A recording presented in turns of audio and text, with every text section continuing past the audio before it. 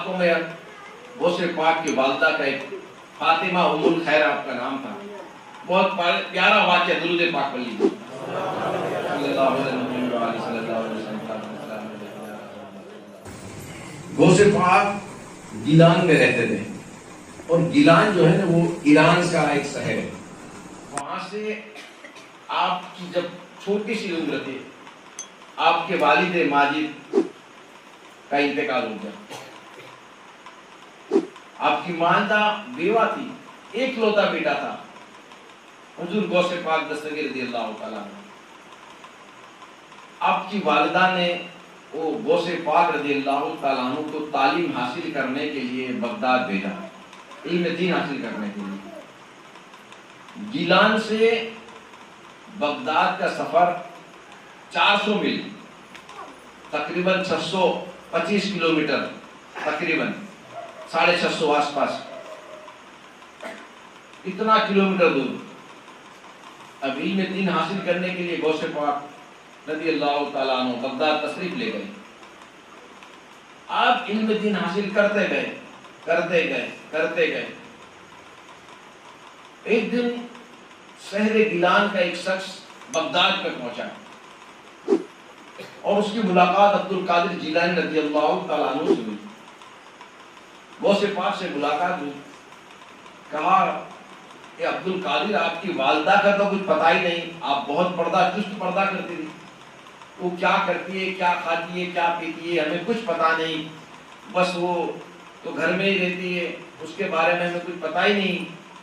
اچانک غوث پاک رضی اللہ تعالیٰ عنہ کا اپنی والدہ کا بہت یاد آنے لگی، بے چین ہو گیا دل، بے قرار ہو گیا ماں کی یاد میں۔ آپ نے سوچا کہ چلو چل کر ماں کو مل کر۔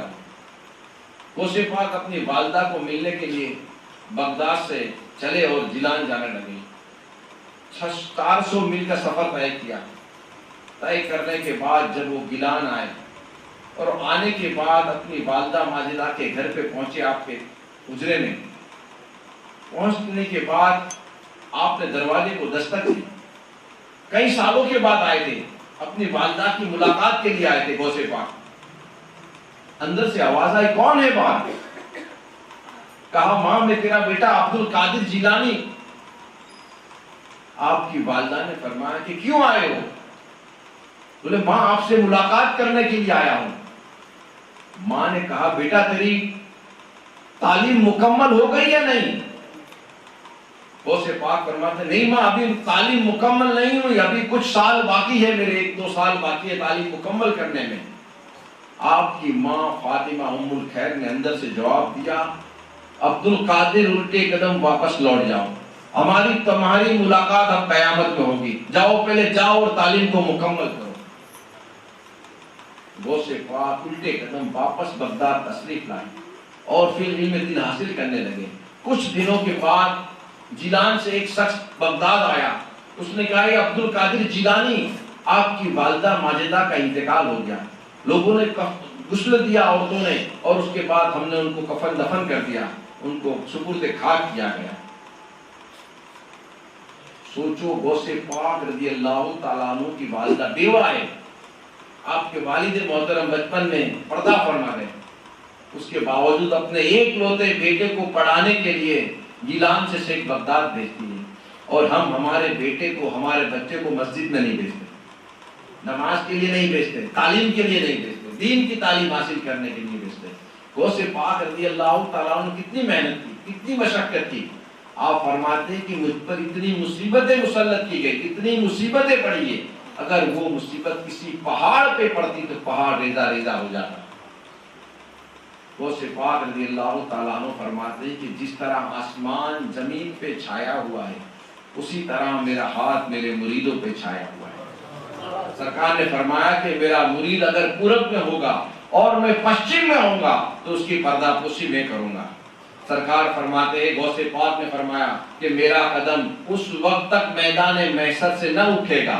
غوث پاک فرماتے ہیں میرا قدم اس وقت تک میدان محشر سے نہ اٹھاؤں گا جب تک میں اپنا ایک ایک مرید، ایک ایک غلام اور ایک ایک چاہنے والے کو جنت میں داخل نہ کرا دوں۔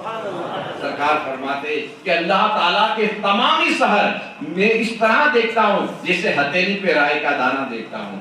غوث پاک نے فرمایا اے لوگو تم لوگ میرے سامنے مثل سفید بوتل کی طرح ہو۔ بھئی سفید بوتل جو ہوتی ہے اس کا ظاہر بھی نظر آتا ہے، اس کا باطن بھی نظر آتا ہے، اس کا سب کچھ نظر آتا ہے۔ تو فرماتے ہیں کہ اے لوگو تم سب میرے سامنے مثل سفید بوتل کی طرح ہو، میں تمہارا ظاہر بھی جانتا ہوں، تمہارا باطن بھی جانتا ہوں، تمہارے دل میں کیا چھپا ہے وہ بھی جانتا ہوں۔ غوث پاک فرماتے ہیں کہ اگر شریعت کی پابندی نہ ہوتی تو میں آنے والے کو سب کچھ بتا دیتا کہ تو کیا کھانا کھا کر آیا ہے، کیا چھوڑ کر آیا ہے، تیرے دل میں کیا چھپا ہے، میں سب کچھ بتا دیتا۔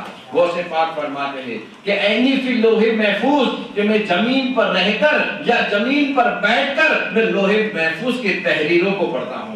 سرکار فرماتے ہیں وَلَوْ أَلْقَيْتُ سِرِّي فَوْقَ مَيْتٍ لَقَامَ بِقُدْرَتِ الْمَوْلَى تَعَالِي، کہ میں اگر اپنے ولایت کے بھید کو، ولایت کے راز کو کسی مردے پہ ڈال دوں تو مردہ اللہ کی قدرت سے زندہ ہو جائے گا۔ یہ میرے غوث پاک کی شان ہے، ہم کیا شان بیان کریں گے، ان کی شان بیان کر کے لوگ شان والے ہو گئے۔ تو وہ محبوب سبحانی پیر لاسانی غوث پاک رضی اللہ تعالیٰ عنہ کی محبت میں اللہ ہم کو زندہ رکھے، انہی کی محبت میں موت دے، انہی کے ساتھ ہمارا حسر فرمائے، آمین۔